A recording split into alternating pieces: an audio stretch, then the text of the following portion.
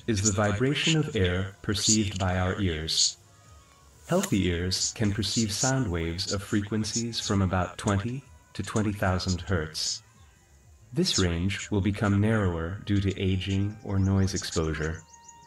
Sound waves create signals in the inner ear, which are transmitted to the auditory cortex by the cochlear nerve and auditory pathway.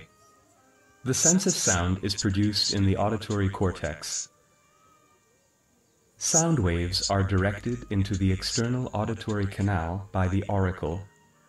Sound waves cause the eardrum, which closes the auditory canal, to vibrate. The vibration of the eardrum is transmitted to the cochlea by the ossicles, the hammer, the anvil, and the stirrup. The base of the stirrup fits snugly into the oval window of the cochlea. The basilar membrane is located inside the cochlea.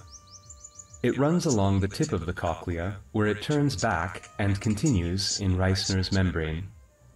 The membranes divide the cochlea longitudinally into three cavities: the scala tympani, the scala media, and the scala vestibuli. The cochlea is filled with a fluid, which is vibrated by the stirrup. Higher frequency sounds cause vibrations of higher frequency in the liquid, which are absorbed in the initial section of the membrane. Lower frequency vibrations generated by deep sounds enter the cochlea and become absorbed closer to the tip. When a vibration is absorbed, an electrical signal is produced which is transmitted into the brain. The pitch of the sound is encoded by the site of absorption.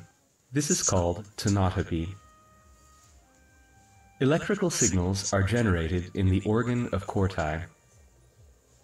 Vibrations spreading inside the cochlea push the tectorial membrane against the hair cells found on the basilar membrane and bend them, generating a signal in the cells.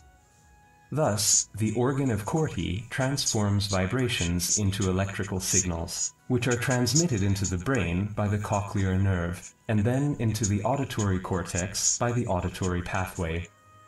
Finally, the sense of sound is produced in the cerebral cortex.